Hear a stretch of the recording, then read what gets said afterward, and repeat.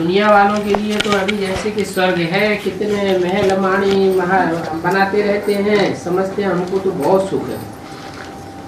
London में कितना जल्दी पहुंच जाते हैं, समझते हैं यही स्वर्ग है। अब उन्हों को जब कोई समझावे कि स्वर्ग तो सतयुग को कहा जाता है, इसे झूठ खंड को सतयुग नहीं कहा जाता है। कलयुग को स्वर्ग थोड़ा ही कहेंगे। कलयुग में तो चारों ओर कितना कलह क्लेश मारा मारी लगा पड़ा है, इसको स्वर्ग कहेंगे क्या? वास्तव में जो नरक में शरीर छोड़ते हैं तो पुनर्जन्म भी नरक में लेंगे। ये दुनिया है ही नरक। जो भी शरीर छोड़ने वाले हैं सब नरक में ही जन्म लेते हैं। ऐसे नहीं कि भारत में नरक है और लंदन में स्वर्ग है। यहाँ कोई शरीर छोड़ेंगे तो लंदन में जाके स्वर्ग में जन्म ले लेंगे, नहीं, यहाँ भी नरक है और वहां भी नरक है। कलयुग को स्वर्ग थोड़े ही कहेंगे। आगे तुम भी ये समझते नहीं थे, अभी समझते हो। आगे तो ब्लाइंड की औलाद ब्लाइंड ही थे, और ब्लाइंड रावण को कहा जाता है।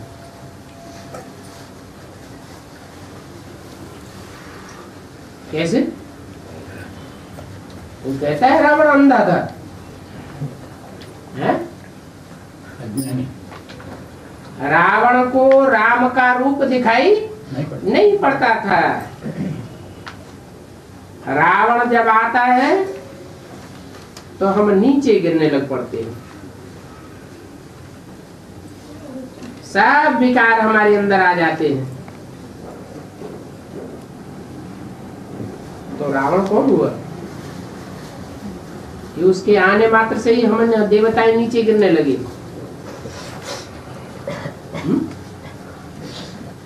अरे इब्राहिम, बुद्ध, क्राइस्ट आए, दूसरे धर्म के जो मुखिया आए, उनके आने मात्र से ही हम भारतवासी नीचे गिरने लगे। और उनके आने से ही हम देवताओं में, देव आत्माओं में सब प्रकार के विकार आने लगे। तुमको अभी सारा ज्ञान मिल गया है, तो तुम्हारी चलना भी कितनी अच्छी होनी चाहिए। अभी तुम सतयुग से भी जास्ती वैल्यूबल हो। क्यों? सतयुग में तो 16 कला संपूर्ण होंगे। या तो कोई ब्राह्मण कह नहीं सकता कि हम 16 कला संपूर्ण हैं, फिर जास्ती वैल्यूबल कैसे? सतयुग में कोई भी भगवान को नहीं जानते, रचयिता और रचना के आदि मध्य अंत को नहीं जानते, और हम ब्राह्मण अभी जानते हैं। उन देवताओं को तो पता ही नहीं कि हम नीचे गिरने वाले हैं, और हमको तो सारे सृष्टि चक्र का पता है। बाप से, बाप जो ज्ञान का सागर है वो सारा ही ज्ञान अभी हमको देते हैं, और कोई भी मनुष्य भक्ति और ज्ञान को समझ नहीं सकता है, न समझ सकता है और न समझा सकता है। सारा ही ज्ञान का सूत मुझाए के रख दिया है शास्त्रों में, अगड़म भगड़म लिख दिया है, मिक्स कर दिया है। कैसे मिक्स कर दिया है? जैसे दूध का भरा हुआ घड़ा हो और उसमें एक बूंद सर्प का विष मिला दिया जाए तो सारा ही क्या हो जाएगा? विष ही हो जाएगा। तो सारे ही ज्ञान की सच्चाई जो भगवान बाप आकर के देते हैं, उसमें इन मनुष्य गुरुओं ने विष घोल दिया मनमत का, मनुष्य मत का। समझते हैं शास्त्र पढ़ना यही ज्ञान है। अरे शास्त्र तो मनुष्यों ने लिखे हुए हैं। मनुष्य विकारी होते हैं, विकारी मनुष्य जो रचना रचेगा विकारी होगी या निर्विकारी होगी? विकारी रचना रचता है। समझते हैं पूजा करना भक्ति है। तो अभी बाप गुलगुल बनाने के लिए कितनी ही मेहनत करते हैं। बच्चों को भी तरस आना चाहिए कि हम 63 जन्म बाप को बुलाते आते हैं कि हम पतितों को आकर के पावन फूल बनाओ। अभी बाबा आया है तो अपन के ऊपर रहम करना चाहिए ना, सोचना चाहिए क्या हम ऐसे लक्ष्मी नारायण जैसे फिर नहीं बन सकते हैं क्या? अपने ऊपर लहनत डालनी चाहिए। अभी तक हम बाबा के दिल पर नहीं चढ़े हैं क्योंकि अटेंशन नहीं देते हैं। बाप कितना रहम दिल है, कितना रहम दिल है। 70 साल हो गए पढ़ाई पढ़ाते पढ़ाते और अभी भी अपन को आत्मा समझने में नंबरवार हैं। 5 मिनट भी आत्मा समझकर अपन को एकाग्र होकर के बैठ नहीं सकते हैं। तो क्या कहें?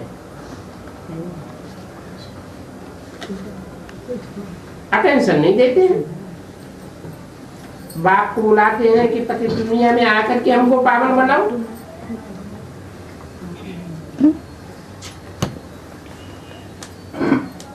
अभी बाप समझाते हैं पक्का कर लो, अगर ठीक से पढ़ाई नहीं पढ़ेंगे सदगुरु की निंदा करावेंगे तो सदगुरु निंदक ठौर नहीं पाए। कौन सा ठौर? उन गुरुओं के पास तो कोई ठौर ही नहीं है, खुद ही घर घाट छोड़ करके अपना ठौर छोड़ के भागते हैं।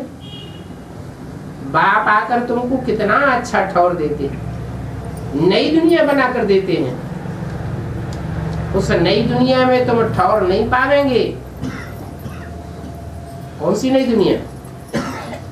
जो 16 कला संपूर्ण सर्वगुण संपन्न संपूर्ण अहिंसक निर्विकारी दुनिया बाप आकर बनाते हैं, उस दुनिया में तुम्हें ठौर नहीं मिलेगा। कब? अगर ऐसे ही अलबेलेपन से पुरुषार्थ करते रहे। ये तो किसी को स्वप्न में भी नहीं होगा। अज्ञान काल में कोई को स्वप्न में था कि सदगुरु कौन है? मनुष्य गुरुओं को समझते थे कि सदगुरु है, परंतु सदगति तो कोई की हुई नहीं। सदगति हुई गुरुओं के पिछाड़ी लगने से कि और ही दुर्गति हुई, दुर्गति हो गई।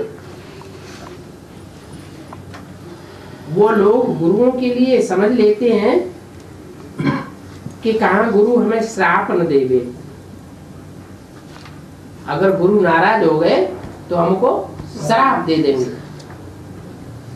कहीं गुरु की अकृपा न हो जाए। कोई को बच्चा पैदा हुआ तो समझेंगे ये गुरु की कृपा हुई। सब अल्पकाल के सुख में अंधे हुए पड़े। यहाँ तो बाप आधा कल्प का सुख देते हैं तुमको, और सुख भी कैसा देते हैं जिसमें दुख का नाम निशान नहीं, दुख की बात ही नहीं। 20 फरवरी सन 1968 की वाणी का 3रा दिन। तो बाप कहते हैं बच्चे अभी अपन के ऊपर रहम करो। क्या? अपनी आत्मा के ऊपर रहम करो तो देही अभिमानी बनो, धारणा भी होगी। अपन को आत्मा समझेंगे तो दिव्य गुण की और शक्तियों की धारणा होगी। सब कुछ आत्मा ही करती है। और मैं भी आत्मा को ही पढ़ाता हूँ। अपन को आत्मा पक्का समझो। आत्मा नहीं समझते हो, देवान में आते हो तो धारणा नहीं होती है। आत्मा समझो, बाप को याद करना है, बाप को ही प्यार नहीं करेंगे, याद ही नहीं करेंगे तो तुम्हारे पाप कर्म भस्म कैसे होंगे? पापियों को याद करने से पाप कर्म भस्म होंगे क्या? जो भी गुरु गुसाई हैं इस दुनिया में सब पाप करने वाले हैं या नहीं है? पाप तो सबने किए हैं, सब नीचे उतरते जाते हैं। तो पापियों को याद करने से तुम्हारे पाप कर्म बढ़ेंगे या घटेंगे? बढ़ेंगे। अभी मुझे बाप को याद करेंगे तो तुम्हारे पाप कर्म भस्म होते जाएंगे। क्यों? क्योंकि मैं तो देवान में ही नहीं आता हूं। देवान में आने से सारे पाप होते हैं, सारे विकार बढ़ते हैं। मैं तो निराकारी, निर्विकारी, निरहंकारी हूं। तो मुझे याद करेंगे तो तुम्हारे जो भी विपरीत कर्म है, पाप कर्म है, श्रीमत के बरखिलाफ कर्म जो तुमने 63 जन्म किए हैं वो सब तुम्हारे भस्म हो जाएंगे मेरी याद से। भक्ति मार्ग में भी याद तो करते हैं ना? नहीं करते हैं? करते हैं परंतु जानते नहीं है। जिसको याद करते हैं उसकी बायोग्राफी को, उसके नाम रूप गुण कर्तव्य को जानते नहीं है। और यहाँ तो बाप खुद आकर के तुमको परिचय देते हैं कि मैं कौन हूं, मेरा नाम क्या है, मेरा काम क्या है, रूप क्या है, सारा परिचय तुमको देता हूं। तुम्हें विश्वास बैठ जाता है, निश्चय बैठता है, तब तुम याद करते हो। कहते भी आए हो, हे भगवान तुम रहमदिल हो, लिबरेटर हो, हमको गाइड करो। तो ये भी गुप्त उनकी महिमा है। बाप आकर के सब बतलाते कि मैं कैसे गाइड बनता हूँ, कैसे रहमदिल बनता हूँ, कैसे तुमको इस दुख की दुनिया से लिबरेट करता हूँ, स्वतंत्र करता हूँ। भक्ति आर्ग में तुम याद करते हो ना, मैं आऊंगा तो जरूर अपने ही समय पर आऊंगा। तुम्हारे बुलाने से मैं नहीं आता हूं। कब आता हूं? जब ये षष्टि रूपी मकान पूरा ही पुराना हो जाता है, जर्जरीभूत हो जाता है, इस दुनिया में सुख का नाम निशान नहीं रहता, सब दुखी हो जाते हैं। कोई ऐसा नहीं होगा जो कहे हम सदा सुखी हैं, सदा शिव हैं। तब मैं आता हूं। मेरे आने का समय का किसी को पता ही नहीं। मैं पहले आ जाऊं वह मेरे में पावर ही नहीं है। क्या? मैं अपने टाइम पर ही ड्रामा प्लेन अनुसार आता हूं। जब चाहूं तब आऊं, ये नहीं हो सकता। नहीं, ड्रामा में जब नूद है तब ही मैं आता हूं। बाकी ऐसे ख्यालात भी कब आते नहीं है। तुमको पढ़ाने वाला वो बाप है, यह भी उनसे पढ़ते हैं। क्या बात हुई? ये किसने बोला? तुमको पढ़ाने वाला वह बाप है और यह भी उनसे पढ़ते हैं, मना उस बाप से पढ़ते हैं। ये बोला किसने? शिव। ब्रह्मा बोला। तुमको पढ़ाने वाला वह बाप है, शिव बाप ने बोला तुमको पढ़ाने वाला वह बाप है। वह करके दूर क्यों कर दिया? क्योंकि वो बाप के रूप में पार्ट बजाने वाला है। ये तो 68 की वाणी है। जो बाप के रूप में प्रत्यक्ष होगा, सदगुरु के रूप में प्रत्यक्ष होगा, वर्षा देने वाले बाप के रूप में प्रत्यक्ष होगा, हर बात को क्लियर करने वाले टीचर के रूप में प्रत्यक्ष होगा, वो तो आने वाला है, प्रत्यक्ष होने वाला है।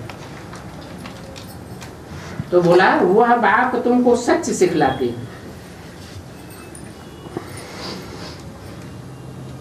वो कोई खता नहीं करते। कौन है? वह बाप जब बाप के रूप में इस सृष्टि पर आते हैं तो कोई खता माने कोई गलती नहीं करते हैं। जो भी बोलते हैं सच बोलते हैं, जो भी करते हैं अच्छा करते हैं, जो भी सोचते हैं अच्छा सोचते हैं। उनका नाम ही है सदा शिव। कभी भी अकल्याण करने वाला नहीं है, न वाचा से, न कर्मणा से, न मनसा से। किसको रंज नहीं करते हैं, दुखी नहीं करते हैं। वो नंबर 1 टीचर है। वो सच्चा बाप तुमको सच ही सिखलाते हैं। क्या कभी कोई झूठी बात नहीं सिखलाते हैं। तो सच्चे के बच्चे भी कैसे होने चाहिए? सच्चे के बच्चे भी सच्चे होने चाहिए। सच्चे बच्चे ही सचखंड की स्थापना में मददगार बनेंगे। जो झूठे होंगे वो तड़ी हो जाएंगे। जब माया की फाइनल परीक्षा होगी तो झूठे तो टिक नहीं सकेंगे। कौन टिकेंगे? सच्चे बाप के सच्चे बच्चे टिकेंगे। तो झूठे के बच्चे बनने से आधा कल्प के लिए झूठे बन पड़ते। झूठे कौन? संगम युग में बाप आता है, सच्चा बाप आकर के सचखंड की स्थापना करता है। ऐसे बाप को न पहचान करके और उसको झूठा साबित करते हैं और झूठे को पकड़ लेते हैं, झूठे का पल्ला पकड़ लेते हैं। तो ऐसे झूठों का पल्ला पकड़ने वालों का क्या हाल होता है कि वो सचखंड की जो दुनिया बाप स्थापन करते हैं 16 कला संपूर्ण, उस दुनिया में वो बच्चे नहीं आ सकते। सदगुरु की निंदा कराते हैं तो निंदा कराने वाले बच्चे ठौर नहीं पाएंगे। आधा कल्प के लिए फिर झूठे बन पड़ते। सच्चे बाप को भूल जाते। बाप कितना क्लियर करके समझाते हैं। पहले तुम ये बताओ, कोई से भी पूछो, पहले यह बताओ कि ये सतवी दुनिया है या कलयुगी पुरानी दुनिया है? कहेंगे देखो कितने महल माड़ियां अटारियां हैं, विदेशों में कितना सुख है, कितने एरोप्लेन हैं, लोग तो बहुत सुखी हैं। नरक कहाँ है? ये तो स्वर्ग है। अरे दुनिया की आबादी कितनी है? 500-700 करोड़। 500-700 करोड़ की आबादी में एरोप्लेन का सुख लेने वाले, महलमाड़ियों अटारियों का सुख लेने वाले ज्यादा हैं या झोपड़ियों में रहने वाले ज्यादा हैं? जिनको साइकिल भी नसीब नहीं होती बहुत ज्यादा है, या एरोप्लेन में घूमने वाले ज्यादा हैं। तो इसको स्वर्ग कहेंगे? अरे स्वर्ग में तो सब सुखी होते हैं, वहां कोई भी दुख होता ही नहीं। तो मनुष्य समझेंगे कि ये प्रश्न तो बहुत अच्छा पूछते हैं। ये तो वास्तव में आसुरी राज्य है। क्या? यथा राजा तथा प्रजा।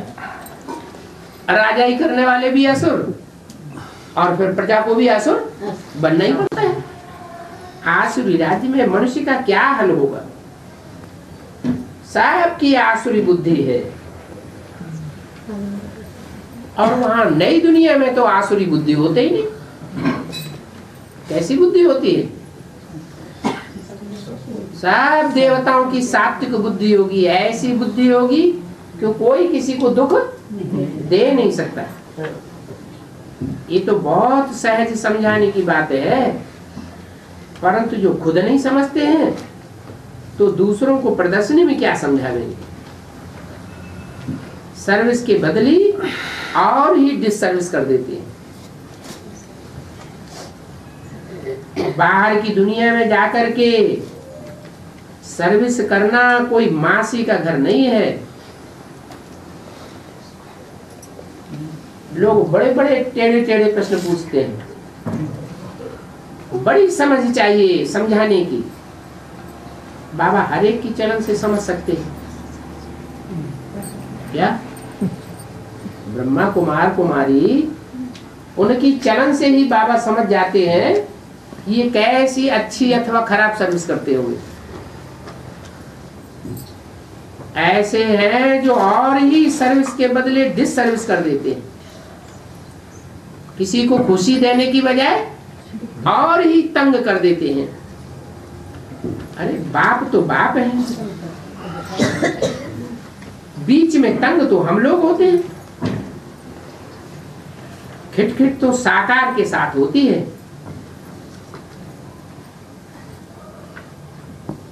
निराकार को कोई खिटखिट हो न सके। निराकार बाप साकार में आता है, अगर डिससर्विस होती है तो तकलीफ किसको होती है? साकार को तकलीफ होती है या निराकार बाप को तकलीफ होती है? साकार को तकलीफ होती है। बाप तो कह देते हैं कि ये भी ड्रामा में था, इनका डिससर्विस करना भी ड्रामा में था। कोई भी आते हैं तो ब्रह्मा कुमारी को समझाना ठीक है क्या? वो समझने के लिए आता है तो समझने के लिए कौन आगे बढ़ना चाहिए? ब्रह्मा कुमार को आगे नहीं आना चाहिए। किसको आगे आना चाहिए? ब्रह्मा कुमारी को आगे आना चाहिए। कन्याएं माताएं हैं जो बाप से ज्ञान ले रही हैं, उनको समझाने के लिए आना चाहिए। क्यों? ब्रह्मा कुमार क्यों नहीं समझा सकते हैं? कुछ न कोई बात को लेकर झगड़ पड़ेंगे, कोई न कोई बात में देवाना आ जाएगा। इसलिए बोला कि बाप तो कन्या माता को आगे करते हैं। शास्त्रों में भी गायन क्या है? कलश निकला तो वो कलश, अमृत कलश किसको दिया है? लक्ष्मी माता को दिया। तो यहाँ भी बाप समझाते हैं कि ब्रह्मा कुमारी के मुख से ज्ञान सुनना और सुनाना अच्छा लगता है। सुनाने वाली भी ब्रह्मा कुमारी हो। नाम भी है ब्रह्मा कुमारियों का। क्या? किसकी कुमारियां? ब्रह्मा की कुमारियां। तो देखो नाम वाला भी ब्रह्मा कुमारियों का होना है। ये सारी दुनिया आग की है। क्या? आग मानो काम विकार की आग चारों ओर लगी हुई है, और काम विकार के साथ फिर क्रोध भी लगा हुआ है। काम की आग लगती है, आस पूरी नहीं होती है तो पुरुषों को क्रोध बहुत जोर से आ जाता है। ये दुनिया आग की दुनिया है। सभी 5 विकारों से जले हुए हैं। उनको को जाकर के समझाना, इस बात में कितनी डिफिकल्टी आती है। कुछ भी समझते नहीं है। बाबा खुद भी देख रहे हैं। सिर्फ इतना कहेंगे ज्ञान तो बहुत अच्छा है, मुख से बोलेंगे ज्ञान बहुत अच्छा है, लेकिन खुद धारण नहीं करेंगे। खुद कुछ भी नहीं समझते। तो देखो नहीं समझते हैं तो बिगन के पिछाड़ी बिगन पड़ते रहते हैं। ये बात तो बाप ही जानते हैं कि कितने बिघन पड़ते हैं। बहुत कड़े कड़े बिघन आते हैं। फिर इन बिघनों के लिए युक्तियां रचनी पड़ती हैं। यह करो, संभाल करो, पुलिस का पहरा रखो, तुम अपने चित्रों को इंश्योर करा दो। परंतु पुलिस के पहरे से भी क्या होता है? पुलिस खुद ही भ्रष्टाचारी। नाम ही है उसका क्या? पुलिस। इसमें क्या भरी हुई है? पोल पट्टी भरी हुई है। दुनिया में जितनी भी कमजोरियां हैं वो सारी कमजोरियां पहले शासनकर्ताओं में होती है। यथा राजा तथा प्रजा होती है। तो पुलिस के पहरे से भी कुछ नहीं होता है। ढेर स्टूडेंट और ढेर पुलिस आपस में ही लड़ पड़ते हैं। वो क्या जाने कि तुम लोग आपस में कौन हो। ये तो यज्ञ है, तो इस यज्ञ में विघ्न तो पड़ते ही। इस ज्ञान यज्ञ में सारी पुरानी दुनिया स्वाहा होनी है। सारी पुरानी दुनिया स्वाहा हो जाएगी तो फिर बचेगा क्या है? बचेंगे वो जो बाप से पढ़ाई पढ़ते हैं। पढ़ाई पढ़ के अपनी आत्मा को जो तमो प्रधान बन चुकी है उसको सतो प्रधान नया बनाते हैं, वो बचेंगे। नहीं तो इस यज्ञ का नाम यज्ञ क्यों पड़ता है? ये ज्ञान यज्ञ है। रुद्र ज्ञान यज्ञ इसका नाम रखा हुआ है। रुद्र नाम क्यों रखा है? क्योंकि ज्ञान यज्ञ में स्वाहा करना पड़ता है। जो भी ब्राह्मण हैं, ब्राह्मण बनते हैं, वो अपना तन मन धन सब स्वाहा करते हैं। स्वाहा करते हैं तो उनका सफल हो जाता है। जो स्वाहा नहीं करते और ही विघ्न डालते हैं, कचरा डालते हैं, ग्लानि करते हैं, ग्लानि का कचरा डालते हैं। तो यज्ञ का जो मुखिया है कौन? रुद्र। उसका नाम जो पड़ा है उसके काम के आधार पर पड़ा है। क्या नाम है उसका? रुद्र। रुद्र माने रौद्र रूप धारण करने वाला। आखिरी ने जब बहुत तंग करते हैं तो रौद्र रूप धारण करता है, विकराल रूप धारण करता है। और उस विकराल रूपधारी यज्ञ में सब स्वाहा हो जाते हैं। सारी दुनिया उसमें भस्म हो जाती है। पुराने ही भस्म होंगे। जिन्होंने अपने पुराने संस्कारों को भस्म नहीं किया होगा वो पुराने ही भस्म होंगे। जिन्होंने अपने संस्कारों को पलटा ही लिया, नया बना लिया, वो तो नई दुनिया में जाएंगे और बाकी सब भस्म हो जाएंगे। तो इसका नाम रखा हुआ रुद्र ज्ञान यज्ञ। यज्ञ में स्वाहा होते हैं ना। क्या नाम रखा? स्वाहा। जो तन है कितनी मेहनत कमाते हैं। धन कमाने में मेहनत लगती है ना। और उस धन को यज्ञ में स्वाहा कर देते हैं, अर्पण कर देते हैं। परंतु अगर पूरा निश्चय नहीं है तो अंदर से हाहाकार होता है। हा, सारा चला गया। तन अर्पण करते हैं। अगर पूरा निश्चय नहीं है तो अंदर से हाय हाय निकलती है। चाहे तन हो, चाहे धन हो, चाहे मन की पावर हो, निश्चय बुद्धि विजयते और अनिश्चय बुद्धि विनश्यते। सन 76 से पहले बेसिक नॉलेज में जो पढ़ते थे उन्होंने जब जाना सन 76 में नई दुनिया आने वाली है, पुरानी दुनिया खलास होने जाने वाली है, तो बहुतों ने अपना तन मन धन समय संपर्क सब साथ स्वाहा कर दिया।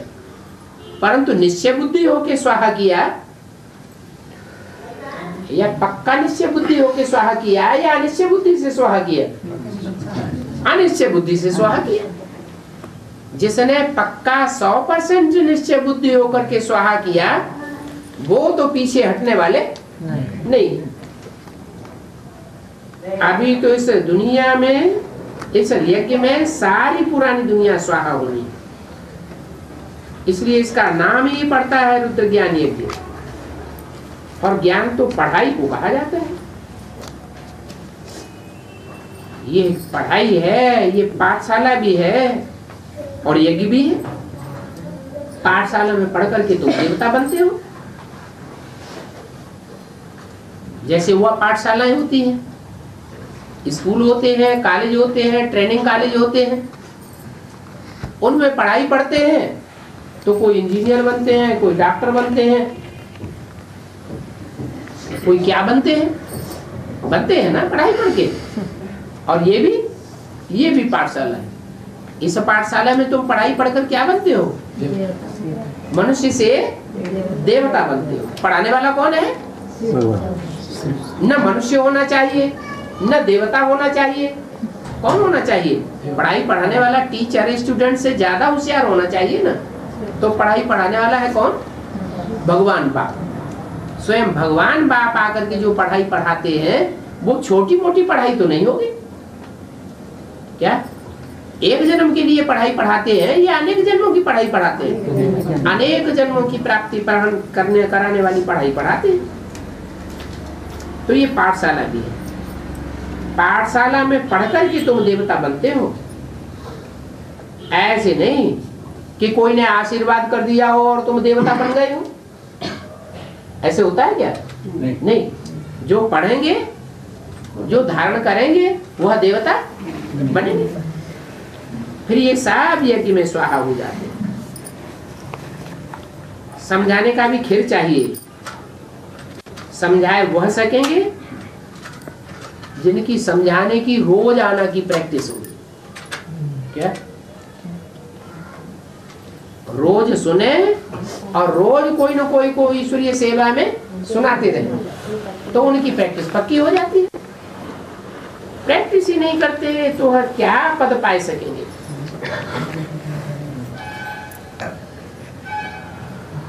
सर्विस करने वालों की जवान का भी मिठास चाहिए। क्या कोई दूसरों की सेवा करते हैं, ऐसे बात करते हैं लठ मार, तो सुनने वालों की दिल ही खराब हो जाती है। क्या कोई है ज्ञान के नशे में ज्यादा आ गए, बस अहंकार में आकर के ज्ञान सुनाने लग पड़ते हैं। कोई एडवांस ज्ञान मिला, ज्यादा नशा चढ़ गया, दीदी दादियों को जाके सुनाना शुरू किया और उनको चीधी चीधी बातें सुनाएंगे। तो ये सर्विस हुई या डिसर्विस हुई? ये तो डिसर्विस कर देते हैं। जवान का बहुत मिठास चाहिए। बाप समझ सकते हैं कि फलाने यह सर्विस कर सकते हैं या नहीं कर सकते हैं। दुनिया के मनुष्यों के लिए तो स्वर्ग अभी है, परंतु है अल्पकाल के लिए। तुम्हारे लिए तो स्वर्ग आधा कल्प के लिए होगा। 2500 साल तुम्हारा स्वर्ग कायम रहेगा। किसका? तुम्हारा। अच्छा, किसी का 2000 साल कायम रहे, ऐसा है कोई नहीं होगा है? फिर तो उसको तुम्हारा क्यों कह दिया? जिनको निश्चय नहीं होगा वो आगे चल के उखड़ पड़ेंगे। इससे साबित होता है कि वो पूरे 2500 वर्ष का स्वर्ग भोगने वाले नहीं है, टूट पड़ेंगे। तो कोई न कोई की बात उनकी समझ में आ गई होगी।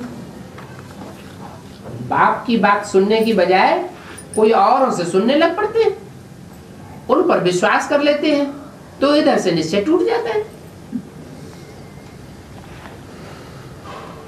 विचार किया जाता है तो बड़ा ही बंडर लगता है। अभी रावण राज्य खत्म हो, राम राज्य स्थापन होता है। इसमें लड़ाई आदि की कोई बात नहीं है। वो तो शास्त्रों में उन्होंने लड़ाइयां दिखा दी है। रामायण में राम रावण का कितना बड़ा युद्ध दिखाई दिया। महाभारत में यादव कौरव पांडवों का कितना भयंकर युद्ध दिखाया है। परंतु यहाँ ऐसी कोई लड़ाई की बात, खून खराबी की बात है ही नहीं। ये तो झूठी बातें शास्त्रों में बैठ बनाई है। देह अभिमानी है ना, तो देह अभिमानियों ने बैठे शास्त्र लिखे, तो शास्त्रों में उन्होंने लड़ाई झगड़ा दिखाई दिया। वास्तव में भगवान बाप आते हैं तो कोई उन धर्म पिताओं के मिसाल आकर के स्थापना नहीं करते धर्म की। वो धर्म पिताएं आते हैं तो मारा मारी होती है, चाहे क्राइस्ट हो, चाहे मोहम्मद हो, चाहे कोई भी धर्म पिताएं आए हो, टेंशन बढ़ जाता है, मारा मारी हो जाती है, खून खराबा हो जाता है। परंतु बाप तो ऐसी आकर के स्थापना करते हैं, ऐसे तरीके से पालना करते हैं कि कोई भी खून खराबा नहीं होने देते। शास्त्रों में सारी झूठी बातें बनाई हुई है, कुछ भी समझ नहीं सकते हैं। ड्रामा में भक्ति और ज्ञान की नूद है। आधा कल्प भक्ति अंधश्रद्धा और आधा कल्प ज्ञान। क्या आधा कल्प ज्ञान चलता है? फिर आधा कल्प क्यों बता दिए? देवताएं सत्युग त्रेता में ज्ञानी होते हैं क्या? वहां ज्ञान बुद्धि में बैठता है कोई को? नहीं। फिर क्यों कह दिया आधा कल्प ज्ञान? ज्ञान आधा कल्प नहीं है, लेकिन ज्ञान की जो प्रारब्ध है, ज्ञान से सदगति, बुद्धि ऐसी सदगति वाली बन जाती है कि सुख भोगती है, दुख नहीं भोगती। इसलिए आधा कल्प ज्ञान का है, ज्ञान की प्रारब्ध है। ये सीढ़ी देख करके बड़ा बंडर खाते हैं। बाप ने क्या क्या समझाया है, ये भी बाप से सीखा है जो समझाते रहते हैं। तो बहुतों को कल्याण करते हैं, उनको जास्ती फल मिलेगा। कल्याण ही नहीं करते तो जास्ती फल कहां से मिलेगा? पढ़े आगे जो अनपढ़े होंगे वो जरूर भरी ढोवेंगे। बाप रोज रोज बच्चों को समझाते हैं, अपना कल्याण करो, औरों की सेवा करो। सेवा कब कर सकेंगे? सेवा का मेवा है खुशी, वो कब प्राप्त करेंगे? जब खुद ज्ञान धारण करेंगे। जो धारण ही नहीं करते वो औरों को समझाए भी नहीं सकते। तो अपना कल्याण करो। ये तो चित्रों को सामने देखने से ही नशा चढ़ जाता है। इसलिए बाबा अपने कमरे में भी चित्र रख दिए। एम ऑब्जेक्ट कितनी सहज है। इसलिए मैनर्स, कैरेक्टर्स बहुत अच्छे हैं। जिनके मैनर्स, जिनकी चलन कैरेक्टर्स अच्छे होंगे, वो सर्विस करेंगे तो दूसरों को जल्दी समझ में आएगा। जिनके खुद के ही कैरेक्टर्स खराब हैं, वो सेवा करेंगे तो एक तरफ मुख से सेवा करेंगे और दूसरी तरफ कर्मेंद्रियों से कोई ना कोई ऐसी चलन चलेंगे जिससे डिसर्विस हो जाए। तो कोई मानने वाला नहीं है। दिल साफ हो तब मुराद हासिल हो सकती है। क्या मन में राम, बगल में छुरी? क्या बाहर से देखने में आता है कि बहुत अच्छा ज्ञान सुनाते हैं, अंदर से ये भरा पड़ा है कि इसका धन मिल जाए, इसके परिवार के भांति हमारी मुट्ठी में आ जाए। तो ये सच्ची दिल हुई या झूठी दिल हुई? दिल वाले बाप के दिल वाले बच्चे हुए क्या? ये साफ दिल तो है ही नहीं। तो बाप की मुराद क्या हासिल करेंगे? अच्छा, मीठी मीठी रूहानी बच्चों को बाप दादा का याद प्यार गुड मॉर्निंग।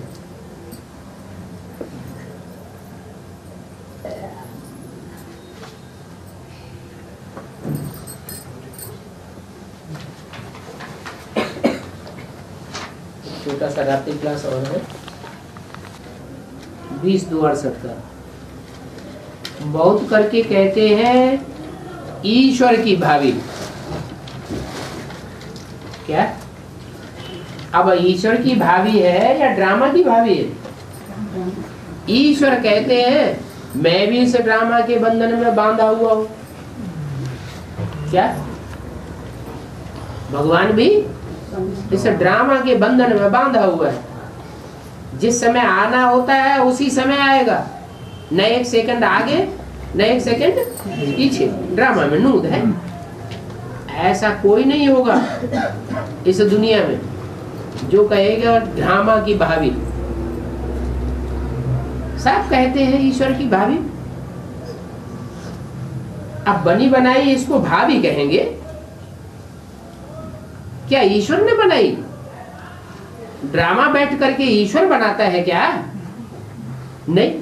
कौन बनाता है? जो कहते हैं बनी बनाई बन रही है, वो कुछ बन नहीं ना है। बनाता कौन है? हर मनुष्य आत्मा अपना भाग्य अपने आप ही बनाता है, कोई दूसरा बनाने वाला नहीं है। इसलिए कहते हैं आत्मा अपना शत्रु अपना मित्र खुद ही है। कोई दूसरा शत्रु नहीं है, कोई दूसरा मित्र नहीं। हाँ, अगर कहें कि भगवान ही सबका सच्चा मित्र है, क्योंकि भगवान ही आकर के रास्ता बताता है, तो ठीक है। बाकी भगवान की भाभी है, भगवान हमारा भाग्य बनाने वाला है, हमारा भाग्य बिगाड़ने वाला है, इसका बनाता है उसका बिगाड़ता है, ऐसी बात नहीं है। भाभी माने भाभी ड्रामा की भाभी। ड्रामा में जो था सो हुआ, अच्छा था सो अच्छा हुआ, बुरा था तो बुरा हुआ। हमारा जो पार्ट अच्छा है तो हमने अच्छा बजाया, बुरा पार्ट था तो बुरा बजाया। लेकिन बनाया किसने? ड्रामा कोई बनाने वाला नहीं है। अगर कहें कि बनाने वाला है तो कहा जाए कब बनाया और किसने बनाया? न कोई बनाता है। हाँ, ये कहेंगे कि हम अपना ड्रामा अपने आप बनाते हैं। बाप तो आकर के सिर्फ रास्ता बताते हैं। ऐसे रास्ते पर चलोगे, श्रीमत पर चलोगे तो अच्छा भाग्य बनेगा, श्रीमत के बरखिलाफ चलोगे तो खराब भाग्य बनेगा। मनुष्यों की मत पर चलोगे, मनमत पर चलोगे तो खराब भाग्य हो जाएगा। इसमें भगवान की दोष देना कि भगवान ने हमारा भाग्य खराब कर दिया, ये ठीक नहीं है। वो दुनिया वाले तो बनी बनाई ईश्वर को कहेंगे। अभी ये ड्रामा किसका बना हुआ है वो तुम जानते हो। ऐसे नहीं कह सकते कि ये ड्रामा ईश्वर का बनाया हुआ है। क्या ड्रामा कोई बैठ करके ईश्वर ने नहीं बनाया, फिर किसने बनाया? हर एक आत्मा अपना ड्रामा संगम युग में अपने आप बनाता है। श्रीमत पर चलेंगे तो श्रेष्ठ ड्रामा बनेगा, श्रीमत के बरखिलाफ चलेंगे तो जन्म जन्मांतर का भाग्य खराब हो जाता है। प्रश्न उठेगा कि अगर कोई ने ड्रामा बनाया तो कब बनाया? अरे ये तो बना बनाया ड्रामा है और ये अविनाशी ड्रामा है। अगर बनाया होता तो विनाशी हो जाता। क्या आज बनाया कल बिगड़ जाएगा, लेकिन ये तो अविनाशी ड्रामा है। इसको कहते हैं अनादि। ये सृष्टि का चक्र ही कैसा है? अनादि चक्र है। ऐसे नहीं ईश्वर ने अनादि ड्रामा बनाया। ईश्वर ने बनाया तो पूछेंगे कैसे बनाया? कहते हैं बने बनाई तो ड्रामा ठहरे ना। ज्ञान को समझने से फिर कोई प्रश्न पूछे तो समझाना पड़ता है। तो प्रश्न का उत्तर नहीं दे सकते हैं तो कहना चाहिए आज हम इस पॉइंट पर समझा नहीं है, हम बाप से पूछ करके फिर बताएंगे।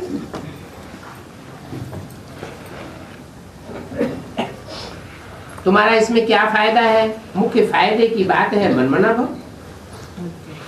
ड्रामा किसने बनाया इससे तुम्हारा कोई सरोकार नहीं है। अगर समझ में नहीं आता है तो बताओ। आत्मा को प्योर बनाना है, ये है मुख्य बात। बाकी प्रश्न का उत्तर नहीं दे सकते हैं तो प्रश्न का उत्तर नहीं दे सकते हैं तो क्या कहना चाहिए कि हमको बाप ने नहीं बताया है, या हम बड़ी बहनों से पूछ करके फिर बतावेंगे। बाप कहते हैं आज तुमको गुह्य बातें सुनाता हूँ। मुख्य बात है पावन बनने की, जिसके लिए पुकारते हैं पतित पावन सीताराम। क्या किसको पुकारते हैं? पतित पावन सीताराम। पतित पावन राधा कृष्ण नहीं कहते? कहते हैं क्या? नहीं कहते। क्यों? राधा कृष्ण की आत्माओं ने अपने अंतिम जन्म में जो पार्ट बजाया संगम युग में, उस चोले से उन्होंने पतितों को पावन नहीं बनाया, खुद भी चोले से पतित के पतित ही रह गए। अगर पावन बने होते तो रचयिता की लिस्ट में आ जाते या रचना की लिस्ट में आते? रचयिता की लिस्ट में आ जाते। तो पतित पावन सीताराम का जो भक्ति मार्ग में गायन है उसी को पुकारते हैं। और कोई बात समझ में नहीं आती है तो ये जरूर समझ में आ जाती है कि हाँ, गांधी जी ने भी कहा पतित पावन सीताराम, इसमें संशय की बात नहीं है। तो पहले ये बुद्धि में बिठाना चाहिए। सभी कहते हैं हे पतित पावन आओ। आओ का मतलब ये सारी दुनिया पतित बन गई है। क्या? दृष्टि से भी पतित, वाचा से भी पतित, कर्मेंद्रियों से भी पतित, और वाइब्रेशन भी पतित बन चुके हैं। तो पतितों को पावन बनाने के लिए जरूर बाप आया होगा, तब तो बुलाते हैं। किसी ने रसगुल्ला खाया ही नहीं होगा तो मांगेगा कैसे? खाया होगा तो मांगेगा रसगुल्ला। तो बुलाते हैं हे पतित पावन आओ। इसका मतलब क्या हुआ? पहले भी कभी आया था। आत्मा में वो संस्कार भरे हुए हैं, पतित पावन से पावन बनने के संस्कार भरे हुए हैं। तो मूल इनसे काम है। क्या मूल काम किससे है? पतित पावन सीताराम से तुम्हारा काम है। और सीताराम को भी कब पहचानेंगे? जब भगवान को पहचाने तो सीताराम को पहचाने। सीताराम कोई भगवान थोड़ा ही है। भगवान सीताराम है या राधा कृष्ण है या उनसे भी परे कोई और है? कोई और है जो जन्म मरण के चक्र में नहीं आता। राम के लिए तो शास्त्रों में भी कह दिया है जन्म जन्म लगी प्रभु अवतारा। वो तो जन्म लेते हैं और जन्म भी माँ के उदर से दिखाते हैं, परंतु भगवान तो कोई माँ के पेट से जन्म नहीं लेते। बाकी कोई कुछ पूछे तो बोलो ये तो ड्रामा बना हुआ है। इस समय ये समझाया जाता है। बाबा ने कहा है कि प्रश्न बताओ जो मनुष्य आप ही पूछे, आप ही समझे हम नरकवासी हैं या स्वर्गवासी हैं, हम पतित हैं या पावन हैं। तो समझाने की युक्तियां निकालनी होती है। मनुष्य कैसे फील करे जो उनको पकड़ा जावे। नहीं तो कहते हैं हमको ज्ञान की क्या दरकार, हमको भगवान की क्या दरकार। तो उन्हें समझाना पड़े कि तुम पतित हो या पावन हो, भ्रष्टाचारी हो या श्रेष्ठाचारी हो। कोई तो भ्रष्टाचारी श्रेष्ठाचारी का अर्थ ही नहीं जानते, तो उनको बताना पड़े। जो भ्रष्ट इंद्रियों से सुख भोगते हैं उनको कहा जाता है भ्रष्टाचारी, और जो श्रेष्ठ इंद्रियों से सुख भोगते हैं उनको कहा जाता है श्रेष्ठाचारी। ट्रेन में भी है, प्रश्नावली दे सकते हैं, प्रश्न पूछने वाले जानते हैं तब तो पूछते हैं। तुम तो सब टीचर्स हो, रास्ता बताने वाले पंडे हो, तुम अपन को ब्राह्मण कहेंगे तब भी समझेंगे थोड़े ही कि ये ब्राह्मण है, ये ब्रह्मा की औलाद है। क्या समझेंगे? ये तो ऐसे ही अपन को ब्राह्मण कह देते हैं। ये नहीं समझते कि ब्रह्मा कुमारियां ब्रह्मा के बच्चे हैं। तुम न काले हो न गोरे हो, हैं? न काले हो न गोरे हो, क्या मतलब? तुम न चीनी हो न जापानी हो। क्या? न काले हो न गोरे हो न चीनी हो न जापानी हो, माने देह से तुम्हारा कोई कनेक्शन नहीं है। तुम जैसे कि नए हो इस भारत में, तुम इस दुनिया के आदि मध्य अंत को जानते हो, तुम कोई नहीं जानते। ब्राह्मण तो ढेर हैं, तुम्हारे चित्र ही ऐसे हैं जो कब किसकी बुद्धि में बैठ नहीं सकते जब तक तुम समझाओ नहीं। तो जब कोई भी आवे तो पूछो, तुम इसे 84 के चक्कर को जानते हो? पूछते हैं तो जरूर जानते होंगे। बच्चे समझते हैं बड़ी भारी समुद्र के बीच में तुम हो।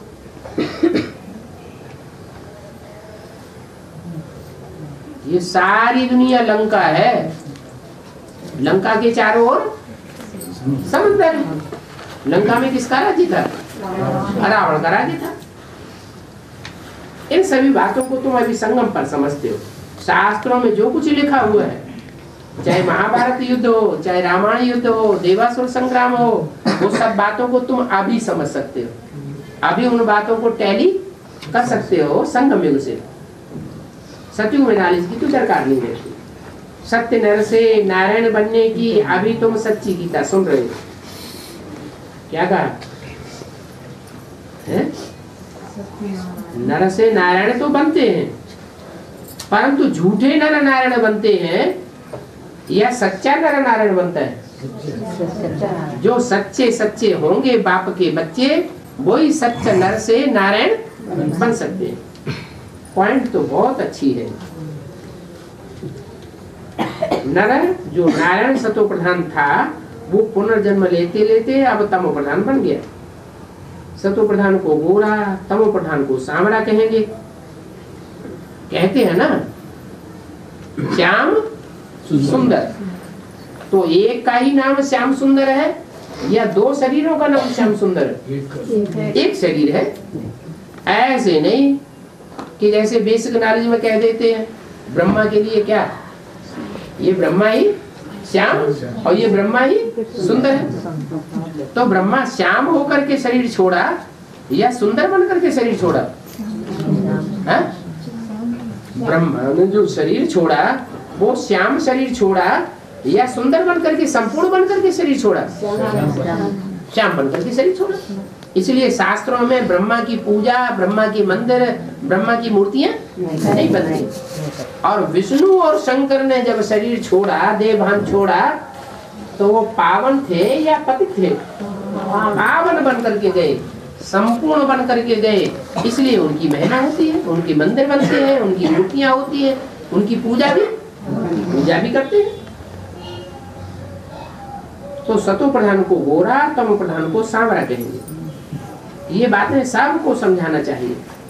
ऐसी ऐसी सहज बातें छपाना ठीक है, अभी तुम जानते हो हम ये बनने वाले मंदिर में भी जाकर के युक्ति से समझाना पड़े, ये स्वर्गवासी हैं और ये नरकवासी हैं। इन देवताओं को स्वर्गवासी कहेंगे या नरकवासी कहेंगे? पुनर्जन्म तो इनको भी लेना पड़ता है। किनको? देवताओं को। नहीं तो देवताएं नर से नारायण जैसे कैसे बने? पहले नर रहे होंगे, मनुष्य रहे होंगे। मनुष्य भूले करता है, देवताएं तो भूले नहीं करते हैं। वो कोई को दुख देते ही नहीं तो भूले क्यों होंगे? तो समझाना पड़े ये स्वर्गवासी है ये नरकवासी है। पुनर्जन्म तो इनको भी लेना पड़ता है। अभी कलयुग का अंत है, अभी सभी पतित हैं। देवताएं भी अब पतित अवस्था में। कितना क्लियर है? अच्छा, बच्चों को माता पिता बाप दादा का याद प्यार, गुड नाइट, नमस्ते। और एक 4 लाइन की रात्रि क्लास। बाहर से सभा सर्विस का समाचार आता है। 21 फरवरी 1968 की रात्रि क्लास। बाहर की दुनिया में समाचार पत्र छपाते हैं और यहाँ हमारा समाचार पत्र कौन सा है? मुरली, मधुबन की मुरली, जिसको सिर्फ ब्रह्मा कुमार कुमारियां ही नंबरवार समझते हैं और दुनिया वाला कोई मुरली को समझ नहीं सकता। अभी तुम समझते हो हम मालिक थे, हमारा राज्य था, आधा कल्प हमने राज्य किया, फिर माया ने हमसे छीन लिया। माया ने छीन लिया। सतयुग त्रेता में तो माया होती नहीं, और द्वापर कलयुग में माया रावण होता है। तो ऐसी क्या चीज है जो सतयुग त्रेता में थी नहीं और द्वापर कलयुग में आ गई है? ये विपरीत धर्म सतयुग त्रेता में होते ही नहीं। वहां एक ही धर्म, एक ही राज्य, एक ही राजा होता है, एक ही कुल होता है, एक ही भाषा होती है। और द्वापर कलयुग में ये ढेर के ढेर धर्म पिताएं आ गए, इन्होंने आकर के अपने मतमतांतर फैलाए और यही माया का रूप हो गया। सतयुग त्रेता में माया रावण होता नहीं है, द्वापर कलयुग में माया रावण आ जाता है। तो माया ने हमारा राज्य छीन लिया। द्वापर कलयुग में सारी ही राजाई हमारी चट हो गई। अभी भारत में कोई राजा है या प्रजा के ऊपर प्रजा का राज्य? अभी प्रजा के ऊपर प्रजा का राज्य। पहले 200 साल पहले राजाएं थे या नहीं थे? 200 साल पहले भारत में हजारों साल से राजाई चली आ रही, राजाओं का राज्य था। तो ये राजाई किसने चट की? ये राजाई, इन देहधारी धर्मगुरुओं ने राजाई चट कर दी। कौन सा शासन हो गया? प्रजा के ऊपर प्रजा का शासन हो गया। प्रजा ऊंच होती है या राजा ऊंच होता है? राजा ऊंच होता है और प्रजा तो नीचे क्वालिटी की। उसमें भी नंबरवार क्वालिटी होती है। फर्स्ट क्लास प्रजा, साहूकार प्रजा, गरीब प्रजा, दासी बनने वाली प्रजा। तो बाबा आकर के तुमको राज्य दिलाते हैं, अपना खोया हुआ राज्य। इन गुरुओं ने आकर तुम्हारी राजाई चट कर दी और मैं आकर के तुमको जन्म जन्मांतर का राजा बनाता हूं। फिर तुम जगत के मालिक बन जाते हो। क्या ऐसे नहीं कि छोटे मोटे रकबे के मालिक बनते हो? तुम अगर अच्छी तरह पढ़ाई पढ़ो तो सारे विश्व के मालिक बन जाते हो। तुम बच्चों को तो है कि हम तो जीत पाते हैं और फिर माया रावण से हराते हैं। यही चक्कर चलता रहता है। ये बुद्धि में तुम्हारी रमण करता रहता है। क्या आधा कल्प हम जीत पाते हैं और आधा कल्प हम माया से हार खाते हैं। हराते कैसे हो और जीतते कैसे हो, ये तुम्हारी बुद्धि में है। कैसे हराते हो? तुम्हारी बुद्धि में है तो बताओ कैसे हराते हो? देहधन में। हाँ, अपन को देह समझने से हराते और अपन को आत्मा समझने से आधा कल्प के लिए हम जीत पाते हैं। गाते भी हैं, माया ते हारे हार और माया से जीते जीत। परंतु जानते नहीं है कि माया क्या है, माया रूपी रावण क्या है। तुम्हारी बुद्धि में है आधा कल्प हम देवी देवताओं ने राज्य किया, फिर माया के राज्य ने हरा, माया के राज्य में हमने हरा दिया। अभी फिर हम राज्य करते हैं। 84 जन्म हमारे पूरे होते हैं, फिर हम जीत पहनते हैं। लड़ाई आज तो कोई है नहीं। बाप सिर्फ कहते हैं तो माया के कारण पतित बने हो। किसके कारण? माया के कारण। माया नाम क्यों रखा? माँ माने नहीं, आया माने आया। ना आया होता तो अच्छा था। क्या द्वापर युग से ये माया रूपी रावण राज्य ना आया होता तो अच्छा था, लेकिन वो तो आ गया और हमको हरा के चला गया। अब बाप आते हैं। अभी बाप कहते हैं मुझे याद करो। क्या माया रावण को याद न करो, उन देहधारी धर्म गुरुओं को याद न करो, देह और देह के संबंधों को याद न करो। किसको याद करो? मुझे बाप को याद करो तो तुम पावन बन जाएंगे, विकार भी तुम्हारे विनाश हो जाएंगे। अभी जितना जो दैवी गुण धारण करेगा वह बाप समान बन जाएगा।